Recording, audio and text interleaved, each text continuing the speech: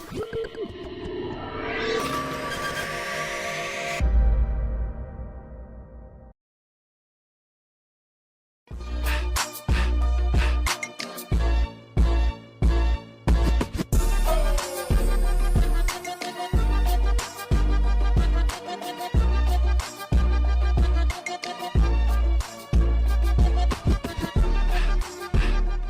teman-teman Bilas, selamat datang kembali di Bincang Laskom.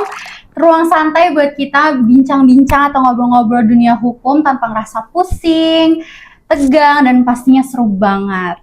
Nah, episode kali ini itu spesial banget nih, karena hari ini bertepatan banget sama Hari Kartini. Jadi rasanya pas banget kan kalau kita ngebahas tentang satu hal mengenai perjuangan perempuan, tapi kita tarik realita ke sekarang. Makanya judul episode kita hari ini adalah Kartini versus Realita Perjuangan Perempuan di Ranah Hukum. Nah, dan asiknya lagi nih, aku nggak sendirian. Karena aku hari ini udah hadirin 3 narasumber yang kece dan aktif banget di Laskom FHUMJ. Ada Kak Atta, Kak Yasmin, dan Kak Nadia. Boleh untuk kakak memperkenalkan dirinya? Mungkin dari sini deh. Dari Kak Nadia dulu. Oke. Perkenalkan aku tuh Nadia Zura Kurniawan. Di sini aku sebagai Sekretaris Umum Laskom di periode 2026 dan 2027. Tepuk tangan dong. Lanjut. Oke teman-teman semua, para penonton Bincang Laskom, perkenalkan nama gue Muhammad Rafi Atala, bisa dipanggil Atta, dan sekarang alhamdulillah diamani sebagai Ketua Umum Laskom periode 2026-2027. Halo Laskomers, perkenalkan nama aku Yasmin Tisar Salsabila dan aku di Laskom ini sebagai Sekretaris Bidang Organisasi periode 2026-2027. Gimana kakak, excited nggak sama podcast ini? Seru banget kan? Excited banget tuh ya. Aku juga excited banget Nah, sama shout out podcast to ini. Minfo nih, Minfo jaya.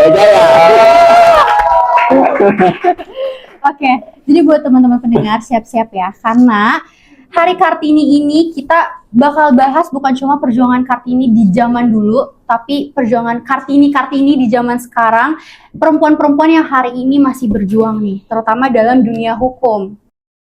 Karena di era sekarang itu kita pasti ngingetin banget kan Kak sama perjuangan-perjuangan Betul. Ibu Kartini yang memperjuangkan hak kita sebagai perempuan. Kebayang banget kita di bidang hukum ini udah banyak banget kan perkembangannya. Kebayang Benar. banget perjuangan beliau. Kalau nggak ada beliau kayaknya kita nggak bisa menyuarakan hak kita gitu sebagai perempuan.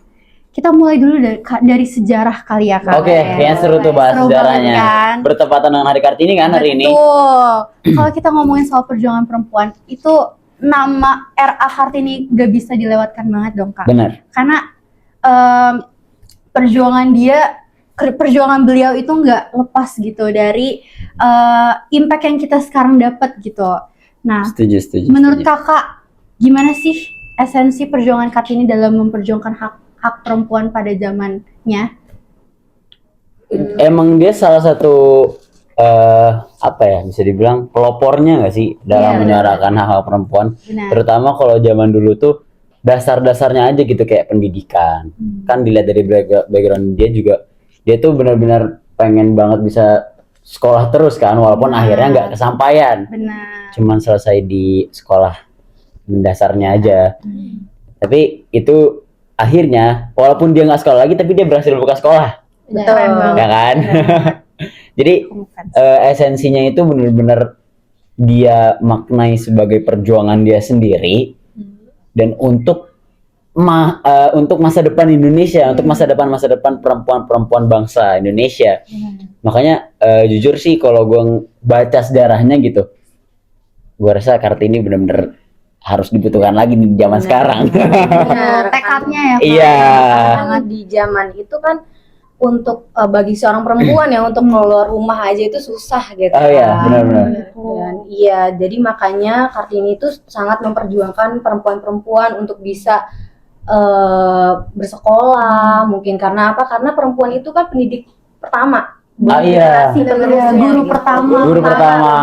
Nah, jadi itu penting juga gitu kan. Makanya kenapa sangat diperjuangkan gitu. Katanya dulu Kartini kalau dari ceritanya yang aku tahu Kartini apa ya itu dikurung di rumah. Itu namanya pingit. Oh, pingit. Pingit. Iya. Dulu tuh kalau nggak salah, kalau gue baca-baca sih sebenarnya pingit itu kalau mau nikah juga ya sebenarnya Betul, budayanya. kayak- Kalau mau nikah iya. jadi 1 sampai 2 bulan gitu kalau nggak salah dulu. Sebenarnya sekarang juga kalau nggak salah masih ada, masih, tapi nggak selama masih ada. itu ya Benar-benar. di pingitnya. Jadi nggak bisa keluar dari rumah gitu.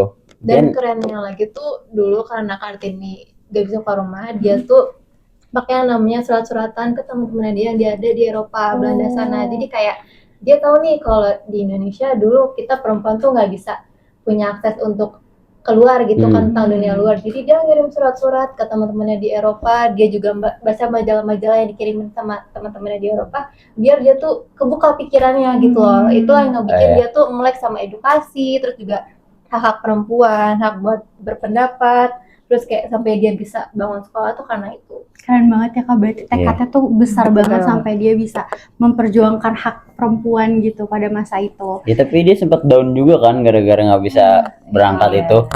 Jadi peran-peran teman-temannya juga bagus sih. Makasih ya teman-teman Kartini.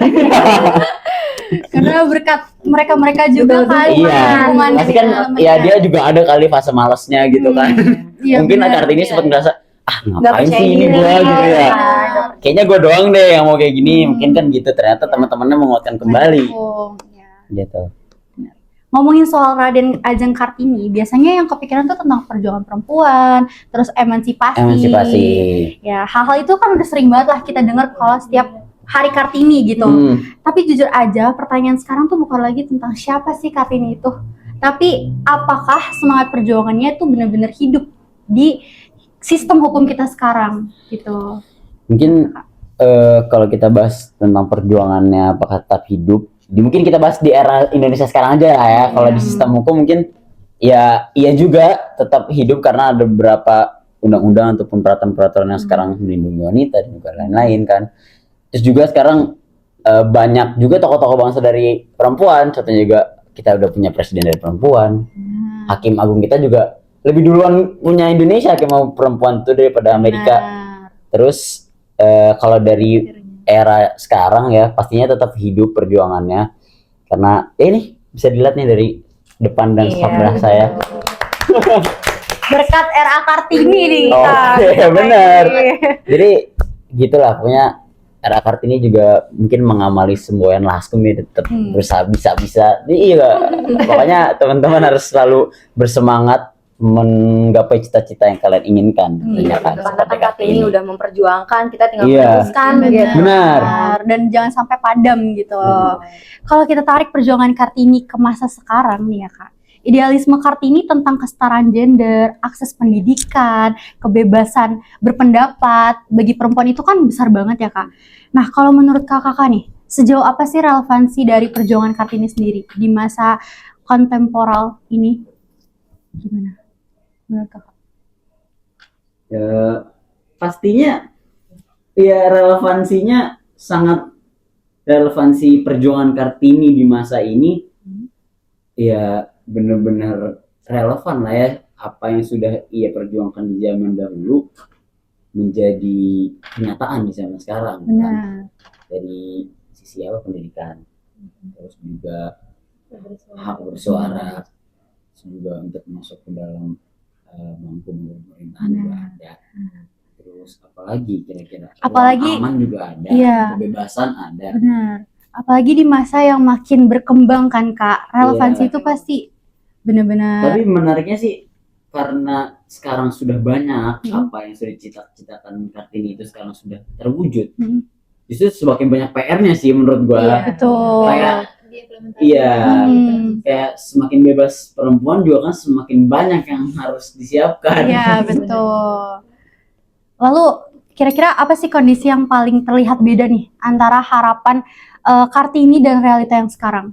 Kan pasti ada tuh ya Kak, maksudnya perbedaan dari harapan Kartini tapi realitanya kayak sekarang gitu. Kira-kira ada nggak Kak Mungkin perbedaannya? kalau perbedaan dari yang dulu sama sekarang tuh mungkin ke pendidikan yang tadi sempat kita omongin juga ya.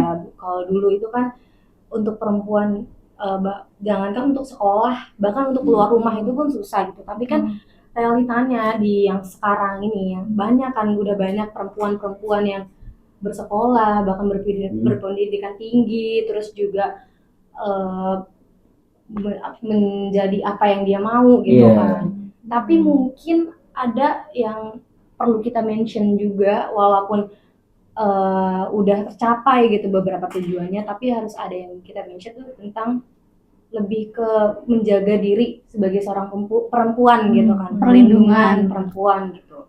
Iya. Itu sih yang perbedaannya gitu kan. Iya, karena kalau sekarang tuh disayangkannya kayak Kartini kan udah perjuangin nih tentang hak kita, terus kayak biar kita tuh perempuan lebih bisa dilindungi, tapi fakta di lapangannya banyak juga perempuan yang mereka udah dikasih akses pendidikan tapi kurang memanfaatkannya dengan maksimal. Masih kayak mungkin ada yang malas-malesan, masih ada yang kayak yaudahlah udah amat gitu loh. Kan itu sangat disayangkan ya, karena kayak kalau ditarik lagi dari perjuangan Kartini yang benar-benar memperjuangkan kayak perempuan tuh harus bisa sekolah, tapi nyatanya sekarang banyak anak-anak yang kayak masih malas-malesan gitu. Itu sangat disayangkan banget. Betul. Oke Kak, sekarang kita sebagai mahasiswa hukum, kayaknya menarik nih kalau kita bahas soal sisi yuridisnya. Tuh, menurut kakak, seberapa penting sih peran perempuan dalam proses pembentukan hukum atau undang-undang di Indonesia? Kalau menurut aku sih penting banget, karena kayak perempuannya itu kan menjadi subjek hukum yang harus dilindungi. Kalau misalkan nggak ada keterlibatan dari perempuannya, itu pasti bakal mungkin akan bisa jadinya bias ke laki-lakinya peraturannya.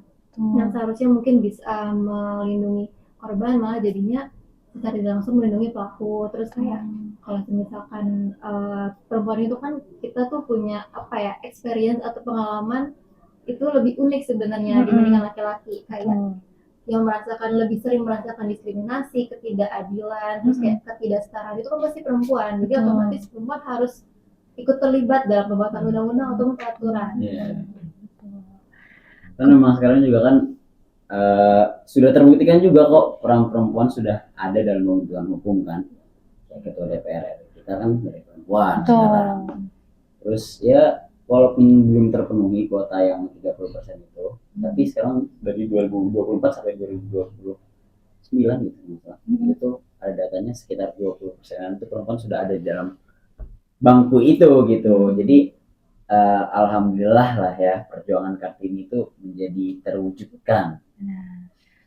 Berarti peluangnya tuh masih banyak banget dong Kak untuk perempuan-perempuan di luar sana mencoba masuk ke dunia itu gitu. Apalagi udah banyak juga kan perempuan-perempuan yang ikut andil sekarang di zaman sekarang ini. Tuh. Banyak banget kepercayaannya aja sih, kepercayaan dari perempuan, kepercayaan dirinya dari perempuan itu. Nah, kalau dibilang pentingnya peran perempuan dalam hukum tuh banyak banget kan, soalnya kayak dari segi apa ya, kayak sekarang kan banyak tuh kayak catcalling aja gitu kan. Cowok mana ngerasain gitu kan catcallingin, kalau misalnya nggak ada perempuan yang di situ bikin hukumnya paling lupa kali catcalling gitu kan. Atau ya kayak mungkin pelecehan seksual gitu-gitu kan rata-rata perempuan. Ya kebayangkan Kak kalau misalnya nggak ada perempuan di bidang itu, kayak mungkin bisa jadi sistem hukumnya terlalu nggak berpihak bahkan ke korban gitu. Bisa bahkan sekarang keadilan juga masih kurang kan, masih banyak banget gitu kurangnya. Makanya kan perempuan tuh apa, kelompok rentan sama kayak anak, kalau kita tahu di hukum itu kelompok rentan. Terus ya biar ngilangin, mungkin di Indonesia juga ada ya, tahu kita semua juga kan budaya patriarki. Jadi ya itulah peran pentingnya perempuan dalam pembentukan undang-undang ataupun dalam dunia hukum. Dan apakah keterlibatan perempuan dalam pembentukan UU ini udah cukup atau masih kurang nih Kak kira-kira? Sebenarnya kalau dibilang udah cukup atau kurang, kayaknya nggak pernah cukup ya gitu ya. Jangan kita cukupkan aja gitu. Selalu disertakan sampai nanti lah gitu kan. Bahkan mungkin harusnya lebih dikembangkan lagi ya Kak. Mungkin iya. Apalagi kan di era modern ini permasalahan itu semakin banyak sebenarnya, jadi perlu banget ditingkatkan lagi. Iya, persoalan apalagi kasus tentang kekerasan seksual, bahkan bukan secara fisik tapi secara digital gitu kan. Jadi ya itulah, dibilang cukup apa enggak sebenarnya ya jangan dibilang cukup juga, karena ya itu tadi masih banyak gitu kan Karena- masalah. Misalnya masalah udah di sini, hukum tuh selalu tergopoh-gopoh gitu mengikuti. Betul. Itu yang selalu harus dipikirkan. Jadi bakal ada terus dah masalah baru kayaknya. Selanjutnya nih Kak, pertanyaannya ini cukup besar nih. Menurut Kakak, apakah hukum di Indonesia saat ini sudah cukup melindungi perempuan? Nah, itu menarik banget kan Kak? Gimana nih dari perempuan-perempuan? Dilihat ya sudah cukup apa belum, kita lihat kan undang-undangnya sendiri ada ya tentang perlindungan perempuan gitu. Jadi dibilang sudah cukup apa enggak, kita juga nggak bisa bilang itu cukup karena di lapangannya realitanya itu masih banyak banget perempuan-perempuan yang menjadi korban kekerasan seksual, menjadi korban KDRT. Iya, KDRT, dan kadang itu mereka juga nggak berani untuk menyuarakan itu. Kenapa? Karena terkadang mereka yang disalahkan gitu. Iya. Contohnya misalnya kayak edukasi juga. iya bisa. betul gitu. Jadi sebenarnya kalau dibilang udah cukup belum sih hak perlindungan untuk perempuan itu di zaman yang sekarang ini, sebenarnya kalau dibilang cukup Dari undang-undangnya dari ada undang-undangnya ada sebenarnya. sebenarnya gitu kan. Tapi fakta di lapangannya Tapi fakta di nih. lapangannya ini Betul. Berarti mungkin kalau kayak gitu lebih ke penegak hukumnya juga sih. Iya. Betul. Iya. Karena gimana pun juga Iya. penegak hukum kan sangat amat ikut andil dalam penegakan Iya. hukum itu sendiri kan Kak. Terus kalau menurut Kakak, tantangan terbesar dalam implementasi hukum perlindungan perempuan tuh apa sih? Kalau implementasinya berarti ya seharusnya itu penegakannya juga. Iya. Penegakan. Jadi ya kita tahu ada beberapa ya penegak hukum itu harus benar-benar paham betul akan undang-undang itu, bagaimana menyikapinya, bagaimana bertindak ketika ada kasus tersebut, perlindungannya terhadap perempuan ketika dia mengalami, apakah dia harus direhabilitasi atau gimana kan? Kita harus paham tuh para penegak hukum. Seringkali emang aturan yang udah bagus itu ya sebenarnya aturan-aturan yang sudah dibuat tuh udah bagus ya, pasti bagus gitu. Pasti. Walaupun dia ya mungkin ada kurang-kurangnya, cuman secara general sudah bisa dipakai karena kan mereka melewati proses-proses dalam undang-undang. Jadi sudah diuji dulu gitu. Namun seringkali pada implementasinya itu kurang karena lagi-lagi penegaknya ataupun dari mungkin Sebenarnya paling krusialnya itu di bagian pendidikan dan penyidikan. Oh. Kadang tuh kayak korban tuh udah melapor, udah gimana kan kalau perempuan kena pelecehan atau sebagainya kita melapor ke polisi. Iya. Kadang polisi itu malah melecehkan kita balik. Iya. Oh iya itu ada. Ada, Kak? Itu ada kasusnya. Ada. Ada kasusnya. Apa tuh? Lupa sih pokoknya. Jadi dia kasusnya Iya, kalau nggak salah pelecehan Dia- seksual. iya, dia Tapi polisinya mah bener. Sumpah. Korbannya lapor tapi malah kan jadinya kita sebagai perempuan malah kayak makin nggak mau makin untuk dia lapor, makin kan. takut mau Iya, benar. ngomong ke siapa gitu kan, karena polisinya sendiri aja Iya. Ya, mungkin habis itu dibalas sama kasus cewek yang ngebunuh polisi. Oh iya, ada kasusnya ya Kak. Ada. Benar. Ya, Itu. emang bingung banget ya. Jadi itu sih mungkin poinnya ya. Hmm. Jadi untuk para perempuan kan ya alhamdulillah sekarang sudah diatur gitu. Jangan pula apa bisa dibilang mungkin merendahkan dirinya jadi Tuh. yang lain-lain gitu. Harus punya value Harus juga punya kali value, ya. harus menjaga dirinya karena Benar. pada saat ini kan perempuan sudah diberikan kebebasan yang banyak, sudah Betul. diberikan peluang yang banyak. Ada yang mengatur, ada yang melindungi. Maka dari itu harapannya si perempuan tuh bisa memiliki kesadaran dan juga tingkat yang lebih baik gitu. Atau bahkan perlunya sih kita punya Kartini baru ya, lagi-lagi Iya. di-mention tuh kan. untuk Betul. mengedukasi perempuan. Karena sebenarnya Kartini itu ya apa namanya, semakin berkembangnya zaman ya nggak tentu harus cuman Kartini pada era itu doang, tapi setiap era kayaknya harus deh punya Kartini Kira-kira untuk siapa ya sekarang ya? siapa ya?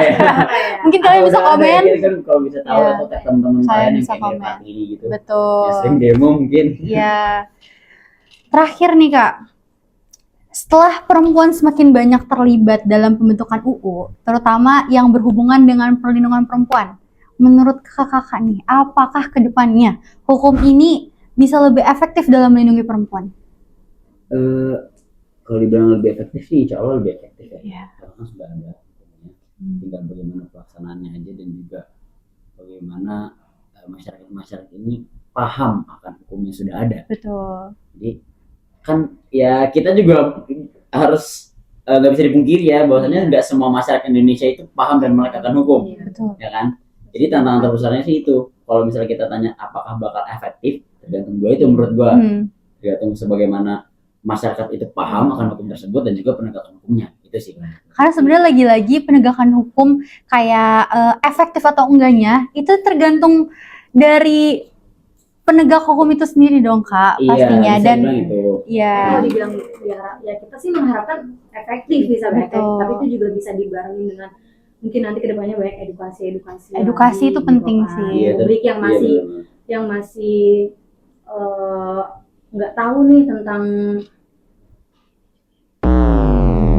Iya itu. daerah-daerah tertentu yang sulit mengerti informasi media Betul. itu paling penting banget sih. ya edukasi bener Kak, yang Kak seperti karena dia bilang kayak edukasi tentang kekerasan seksual itu juga penting banget kan Kak, apalagi itu juga kadang suka nggak kenotis di daerah-daerah terpencil. Benar banget. Kayak sebenarnya banyak banget kan pasti kasus-kasus yang sebenarnya nggak terungkap gitu. Iya benar. Bener. Atau mungkin perempuan itu nggak ngerasa kalau dia itu termasuk jadi Iya, korban. Itu kan karena parah kurangnya banget. edukasi. Karena dia nggak tahu. Iya, kurang edukasi. Iya. Iya, bahkan untuk catcalling aja mungkin masih banyak di luar sana yang tidak menganggap bahwa catcalling itu Sebenarnya termasuk. salah. Iya. Mungkin bahkan perempuannya seneng digituin kan. Betul, nggak kan tahu. kita nggak ada yang tahu, makanya edukasi itu penting Iya. banget dong Kak. Kadang bisa aja pelakunya dari lingkungan keluarga.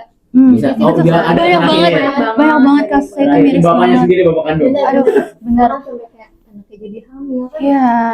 Itu gimana ya? Iya, Ya, pasti sebenarnya- kebayang banget sebagai korban dan itu perempuan juga kan Kak sebagai Iya. korbannya.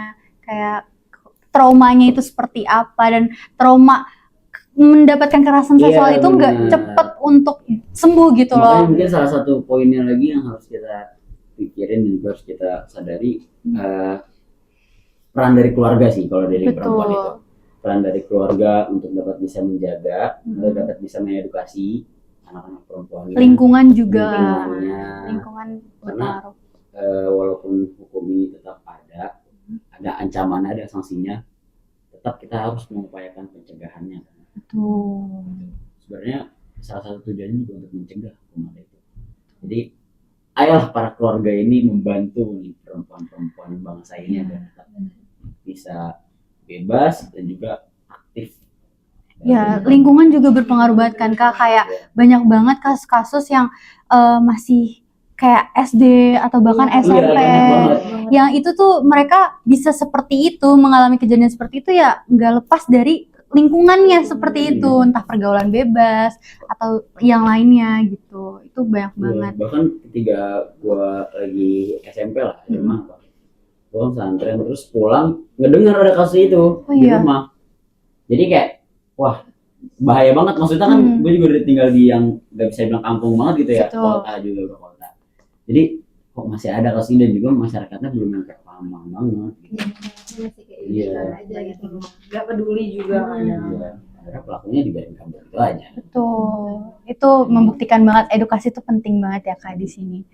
Terus mungkin kakak bisa kasih harapan atau pesan singkat gitu terkait perjuangan perempuan dari masa Kartini sampai hari ini. Gitu. Mungkin Pesan yang banyak juga pesan. Pesannya banyak ya untuk perempuan-perempuan. Ya untuk terus percaya diri dan jangan merasa kalian tentang kesetaraan gender juga gitu kan. Jangan merasa kalian tuh ada di bawah laki-laki dan kalian nggak bisa maju gitu kan. betul. Pada nyatanya sekarang Setuju. banyak perempuan-perempuan yang bisa untuk menjadi apa yang mereka mau gitu. Intinya kalian jangan mau diintimidasi gitu Betul. loh dengan kesetaraan gender itu. Lebih mawas diri juga gitu ya, betul. hati-hati. Lebih hati-hati juga gitu kan. Karena sekarang kekerasan seksual itu banyak bentuknya gitu. Iya, kan. benar. Lebih hati-hati aja. Sekecil dari verbal aja udah ke Iya betul. aduh. Sekecil dari handphone aja itu juga. Handphone, benar. Handphone aja itu banyak Setuju, banget setuju, Kak. Dan apalagi kayak banyak banget juga tentang kesetaraan gender ya. Kayak perempuan-perempuan yang ada gitu sekarang, kayak contohnya gubernur. Oh iya, Gubernur Shirley. Iya, aku fans banget sama ibu. Iya, Kayak itu ibu itu Iya. sangat amat membuktikan kalau perempuan juga mampu. Iya. Memimpin. Iya benar. Bahkan Maluku ya itu. Iya. Iya, bahkan Maluku mendapatkan kenaikan cukup pesat loh. Semenjak dipimpin oleh beliau. Iya, itu membuktikan banget kalau perempuan juga punya potensi yang besar gitu. Itu keren banget Mungkin sih. juga jadi itu ya mungkin ya. Bukti dari beliau itu menjadi tamparan keras gitu ya. Iya. Untuk para laki atau budaya patriarki yang masih Betul. menganut ya Betul. tentunya. Dan Jadi ibu perempuan nggak bisa diremehkan. betul. Jangan diremehkan. Dari Ibu Sheryl ya, Mas? Shirley. Iya, dari Ibu Shirley. Shirley. Kalau Shirley gue taunya ada aktivis juga sih, Shirley anak kita ya. Iya, dari beliau-beliau itu kayak kita memancing semangat kita gitu kan, buat lebih lebih kuat lagi dan lebih gencar lagi untuk mencapai cita-cita, karena perempuan juga sebenarnya berhak banget untuk menggapai cita-cita mereka gitu. Bener Setinggi-tingginya. Mungkin kakak cita-citanya bisa jadi hakim gitu kan. Amin, amin. Ya, terima kasih banyak ya untuk Kak Atta, Kak Yasmin, Kak Nadia udah sharing-sharing dan memaparkan jawaban-jawaban yang super insightful nih. Iya. Semoga pembahasan ini bisa jadi refleksi buat kita semua bahwa perjuangan perempuan itu masih berjalan dan kita semua tuh ambil peran di dalamnya. Tuh. Mungkin sampai jumpa di episode Bila selanjutnya. Bincang Laskom, tetap belajar, tetap peka dan tetap mendukung kesetaraan. Bye semua. See you.